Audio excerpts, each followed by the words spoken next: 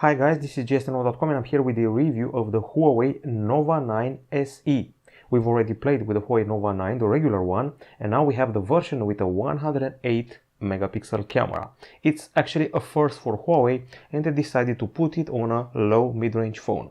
Now we're dealing here with quite the handset with a very large diagonal, which seems prone to media consumption. It has a price of around $400, maybe even $350 in some regions, and it comes with a Snapdragon 680 4G CPU. It's time to check it out. So, first things first, the design. If you've seen the Huawei Nova 9, you know exactly what to expect from the Nova 9 SE. We have here this backside, which catches the light in concentric circles, at least around the camera department here, and it imitates the two human eyes. It has an oval module, reminding us of the Huawei P50 Pro among others. The sides are curved for the backside. Not very sure if this is plastic or glass. My guess is plastic. Definitely the frame is plastic, and it's quite the large phone. It's wide and also long, but the main thing it has as a pro is the fact that the bezels are incredibly narrow all around. They didn't even put the earpiece here to make the bezels narrow. They put it on the top side. I would say it's well built. It has the buttons placed comfy here, so you can easily reach them, and even one-hand usage can be applied here in spite of the large format. Now, the phone is also rather slippery, so you should better use the bundled case. And if you want measurements, 7.9mm in thickness and 191 grams. Now, as far as the screen is concerned, this beautiful panel here is actually not an OLED. It's actually an IPS LCD, 6.78 inches, Full HD Plus resolution and 90 Hz refresh rate. Now the experience will be revealed as we have a glance at this web app. Okay, so the panel is rather satisfying in color calibration, a bit more realistic than usual compared to the OLEDs. The black is pretty deep for an LCD, I have to say. Quite wide view angles, so not bad. Solid brightness, not a record breaker, but solid brightness, and a decent contrast in full sunlight. So that's the experience you're going to get when it comes to the video department. It's important because I think that's how Huawei is selling the phone, as a multimedia device. Now, that's my impression. So decent colors, nice lighting, and okay contrast. Now, when it comes to the actual measurement of the screen's brightness, we achieve 449 lux units, as you can see here with a lux meter, and this means we beat the Samsung Galaxy A72 4G, the Galaxy A52s 5G, and the Huawei P40 Lite 5G. It stays below the Nova 9, which has an impressive 566 lux units, and below the Oppo Reno 7 Lite, plus the Realme 9 Pro Plus. Moving further, let's talk about the insides of the phone. I'm going to start with the CPU. It's a familiar one, Qualcomm Snapdragon 680 4G, 6nm octa-core, also spotted on the Redmi Note 11 and the Oppo Reno 7 Lite. In this case, it's accompanied by, I would say, a pretty generous set of specs, 8GB of RAM and 120GB of storage. There's also a microSD card slot and no hiccups in day-to-day use or gaming. That's fine, and also no overheating, which is always nice to see. Now, when it comes to the benchmarks, we have those here. Let me start off with Antutu 8. Here we're surpassing the Oppo Reno 4 Lite, but that's not very relevant.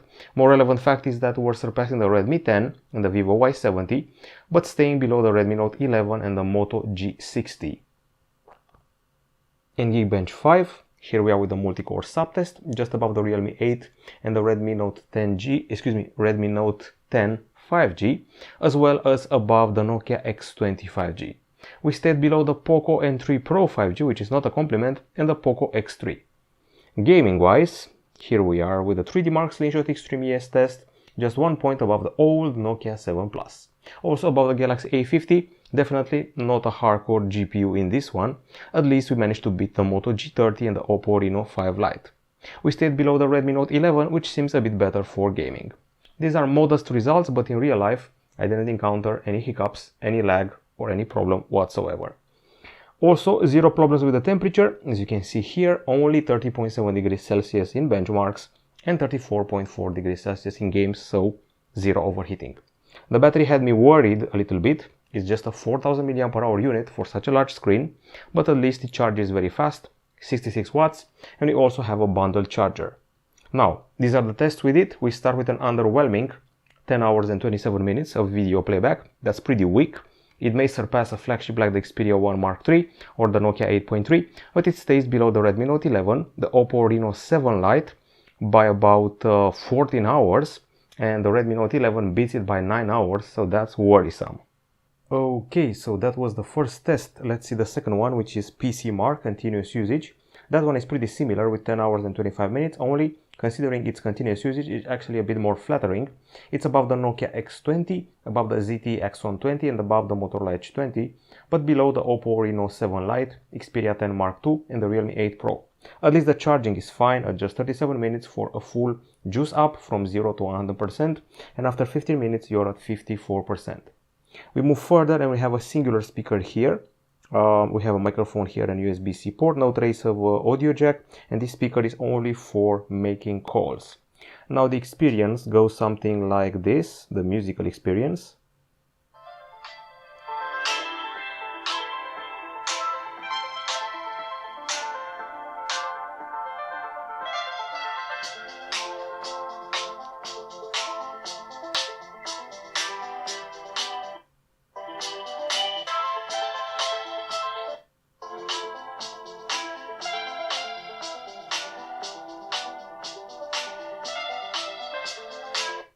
Okay, so you get the gist of it. The idea is that we don't have much bass here, so there's that. The volume is pretty solid, it's quite a loud speaker. It's sad that we don't have a stereo setup. I have to say that the voices are well heard, the high notes are fine. There's a tendency to distort things at maximum volume, but not as pronounced as the Oppo Reno 7 Lite one. And I would say that the lack of a bass is the biggest problem I have here. When it comes to the tests, we have them here. We measure the volume power with a decibel meter. 87.4 decibels with an acoustic sample measured at the bottom. It's above the Oppo Reno 7 Lite and the Galaxy A72 4G, but below the Huawei Nova 9 and the Moto G50. In gaming, things get impressive, 102.1 decibels, above the Realme 8 Pro and Galaxy A52, below the OnePlus Nord 2 and the Huawei P40 Lite. Camera-wise, you can already see the cutout here in this punch hole. It's a 16 megapixel camera with Full HD capture, while at the back side we have a quad setup. This is the main 108 megapixel camera. Then we have the ultra-wide 8 megapixel camera, and there are these two fellows, each 2 megapixel in resolution, macro and bokeh. This device only films in Full HD, sadly. We have the LED flash here, and options include the Pro mode, panorama, macro, documents, time-lapse, dual view, AI, portrait, night and aperture. As far as the gallery is concerned, we got you covered with no less than let's see here, 179 photos, which is no small feat. Okay, so let's take them one at a time. It was a pretty sunny day that we got here, and the sky doesn't look bad, at least on this small screen. On a larger screen on a monitor, it may look a bit unrealistic, this shade of blue. Now, I would have to say that there are some color differences between the main camera and between the ultra-wide one. I feel that the main camera produces slightly yellowish shots, while the ultra-wide one produces more reddish shots, a bit warmer. These are some zoom tests, of course underwhelming. We're dealing with digital zoom here. Anything up to 3x goes, other than that it's just noise. Okay, and as you can see here, pretty nice color calibration, even for vegetation in full sunlight, which is actually not bad. Another zoom test. It may appear fine on the small screen, but as I said before, on a large monitor it may be less impressive. Pretty solid close-ups, that's one thing to remember here, not just these embroideries on the bridge, but also a bunch of flowers which we caught here. So when it comes to close-ups, it can do some pretty solid stuff, and even the macros are fine every once in a while, even though the resolution is rather limited. Now, as you can see, we also have some selfies, and I'm pretty underwhelmed by this one. The Huawei Nova 9 was a bit of a selfie phone. This one doesn't seem to be able to focus properly. That's the feeling I'm getting here. So there's that. There's the weird focus. I mean, the beard is okay. I see the shiny forehead. The eyes are pretty expressive, but there's something lacking here to make it a truly impressive proposal for a mid-range handset. The focus seems to be rather on the back side, on the background, rather than the main subject. That's the idea, unless you want everything focused, so that may be for you. We have more colors here to enjoy. These are pretty clear images and pretty detailed. We are working with a 108 megapixel camera after all, but you'll never see the taste of a mid-range phone leave your mouth. You'll never be fooled that you're actually using a flagship phone. It definitely feels like a mid-range handset most of the times. And you can clearly see here the noise for this little dog on a bridge at quite a distance. We have more close-ups here and more spring colors. So the standouts are, I would say, the close-ups and maybe the color calibration, which is actually not that bad. These are daytime shots. Let's see the low light ones. So one thing to remember here is that you should be patient. We have produced quite a few missed shots by not waiting enough. This is one of the good ones. Definitely stick to night mode. Other than that, you should definitely not use the ultra-wide camera, which is a bit underwhelming. This is a regular shot and the street lights are overblown. This is a night mode shot and it's actually quite solid in color calibration, lighting, and you definitely feel it's a nighttime shot. Another good one, even though it's a bit warm for my taste, and you can see those purple halos, which also are starting to appear on flagships this year. I've seen them on OnePlus 10 Pro and Xiaomi 12 Pro. So there's that. Okay, and if you want to avoid the missed shots, stay away from the ultra-wide capture and definitely try to wait a bit before finishing the capture. Night mode requires about 3 or 4 seconds to properly process the image, and the result is pretty impressive, even though at times, like in the case here, this is a regular shot, this is the night mode shot, it feels a bit too bright for its own good. I would like a middle ground between the too bright one and the regular one. And I felt the need to retake these shots, so we have even more night mode shots here. This is the poor one, the ultra wide one, this is the regular one, and this is the night mode one, as you can tell, pretty crisp. These are taken in a totally dark area, and that's what the night mode does, puts everything into light. I mean, it's not exactly bad, but I wouldn't go ahead and call it a selling point. I would prefer having a middle ground between night mode and regular mode. Now let's talk about the videos. Okay, so it's easier for me to go to the video app, Huawei Video, which includes an ad and also video content from what I know. Okay, so which do you want to see? There's this one here, which is a stabilization test. Not the best stabilization in the world, but at least the image doesn't vibrate. There's no trepidation or annoying waves in the image, as I like to call them. The sky is definitely not the real color, but I have to say, for a Full HD video, there are enough details and the image is pretty crisp considering the segment. Okay, so I'm pretty happy with the color calibration we have here. These are actually well represented. This is a more panoramic scenery, nice texture of the water, and not a bad microphone either, in spite of the strong wind. The zoom is underwhelming, of course, and I don't see any annoying effects when panning, any ghosting or other such problems. We have a cute dog here, pretty shy, even more walking, and let's see if we missed anything. We should also be able to have a focus test, which is this one here, and it's once again, the close-ups were fine on photo, they're also fine on video, and you can see the switching focus taking place in a fine manner. Now, the only color that I have problems with are the sky color and the vegetation color, but other than that, color me pretty impressed. And the selfies aren't as bad. I would actually say that the selfie video feels a bit more impressive to me than the selfie photos for some reason, so a beginner vlogger should probably enjoy the experience. Enough about the daytime capture, let's go to the low light, and we have a few shots here. This is the best one of them. This is it. The lighting is pretty fine. It cannot handle the strong light sources, so I actually had to press on the screen and set up the exposure. As you can see, it changes and flickers as it goes from darker to lighter areas. And also there are some reflections and a tendency to make the image warm and a bit red. Now we have another one here. Let's see this one. A reddish hue, slightly orange as well, warm, and pretty big light sources. Definitely feels like a mid-range affair, or its true identity, low mid-range. Not something to write home about, so that's pretty much it. Now we go further and we discuss connectivity. The phone provides 4G connectivity. There's also Wi-Fi dual band, there's Bluetooth 5.0, and we also have NFC here for your payment needs. There is an USB-C 2.0 port at the bottom, dual nano SIM card slots, DPS, AGPS, GLONASS, Beidou, Galileo, QZSS, and all the works. Okay, so we also did a speed test, so let's see what that showed us. Here we go. So when it comes to the 4G test, we went as high as 207 megapsecond in download, 63.3 megapsecond in upload. When it comes to Wi-Fi, 284 megapsecond download, 307 megapsecond upload. For a low mid-range phone, I would say it's fine.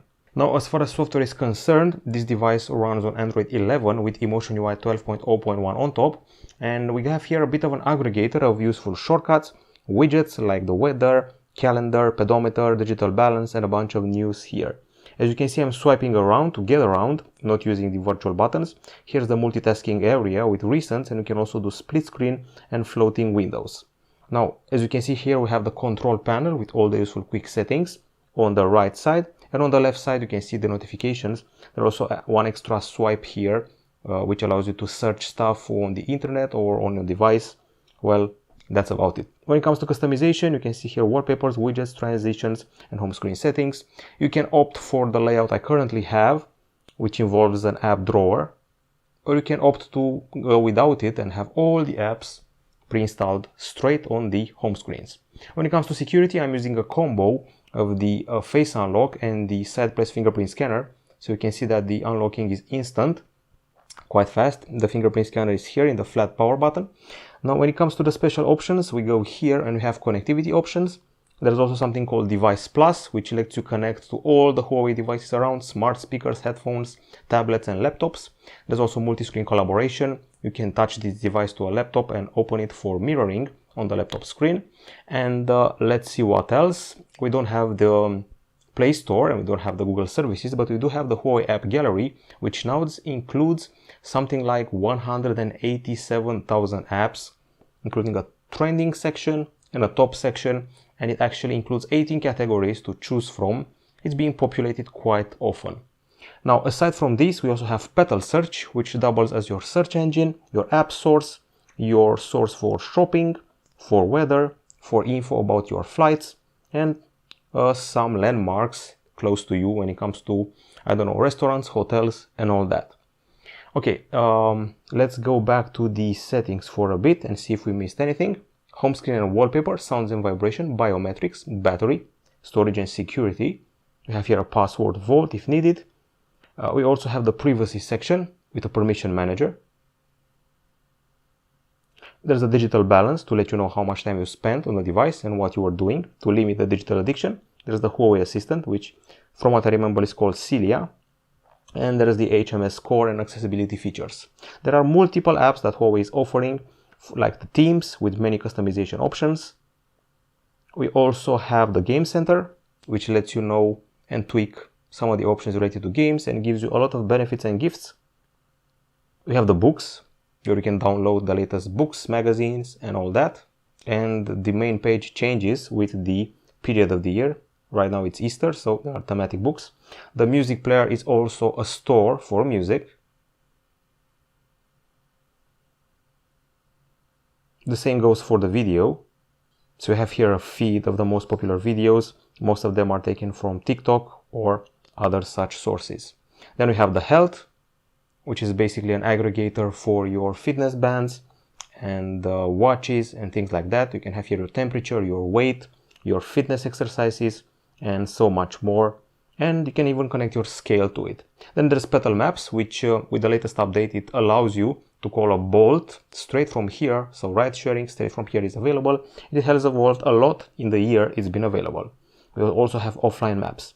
Then for productivity, there's a Notepad, which lets you take notes, and it's pretty similar to the one from iOS. And finally, we have the optimization app here, which does cleanup of resources, virus scanning, tweaks the battery, and that's pretty much it. Of course, for productivity, once again, there is the Office app for Microsoft and a bunch of tools here as well, while the pre-installed apps include something like Booking.com, Curve for NFC payments. There's also the email app, which lets you connect your Gmail, believe it or not. And we also have Petal Clip, which lets you edit videos, phone clone, and Spotify apparently is also installed here. Well, that's pretty much it in a nutshell. The review is done. Time to talk about the pros and cons. I feel I haven't shown you the back of the phone enough in this review. On the pro side, we have those bundles that I talked about. In some countries, the device is being offered with a router, with a speaker, with a pair of headphones, with a special screen warranty for 12 months and more extras bundled to it, and also a watch. So something like 5 freebies offered with this phone to properly promote it. It's pretty looking, nobody will deny that, if you like shiny phones. It has a pretty good display, it's immersive, it's large, it's pretty nicely colored, and at the same time it's, I would say, handling the sunlight quite okay, contrast-wise. I would say that the performance is fine. I didn't have any problems with the combination of CPU, GPU, and the RAM here. I should also mention that the charging is very fast, the speaker at the bottom is very loud, the colors captured by the main camera are okay for me. The Full HD videos are fine as far as Full HD videos are concerned, especially the details. Not bad stabilization. And there is the all expanding Huawei app gallery when it comes to the apps. We also have a rather solid night mode and solid close-ups. Those are the pros. Now on the con side, the device is quite pricey on its own, not very far from the Huawei Nova 9, which is more appealing. It's a bit slippery and large for the average user. It doesn't have 4K video capture. The battery life is rather poor. We only have one speaker here and it's lacking bass. Selfies were a mixed bag. There's no IP certification and the ultrawide wasn't impressive. Of course, we also don't have the whole, Play Store and Google services. That's a bit of a bummer. In the end, this is definitely a low mid-range phone, which has only 2 rivals on the market, the ones with the same processor. I'm talking about the Redmi Note 11 and the Oppo Reno 7 Lite. This one has as the extra the 108 megapixel main camera, the very large screen, which is the most immersive on the market right now in the mid-range department, and at the same time a whole ecosystem of Huawei products to play with. Now the thing is that if you're willing to be part of the ecosystem or not, if you had a Huawei phone before, something like the P40 Lite, you can make the switch to this one. Other than that, well, I have to say that the battery feels like the biggest drawback here, and the fact that the camera doesn't exactly impress compared to the Nova 9, which was a bit more solid in the mid-range department. In the end, this is definitely a multimedia phone, thanks to the narrow bezel and the ability to consume video here. You can also consume music at a high volume, and it even plays some games thanks to the, I would say, solid CPU in the mid-range department. So, multimedia phone, loudspeaker, immersive screen, some gaming, definitely a device for the kids, for ones who want to play games, listen to music and watch some clips. And also take the occasional selfie, nighttime photo and 108 megapixel shot with the main camera. That's it from gsno.com. This has been the review of the Huawei Nova 9 SE. Goodbye.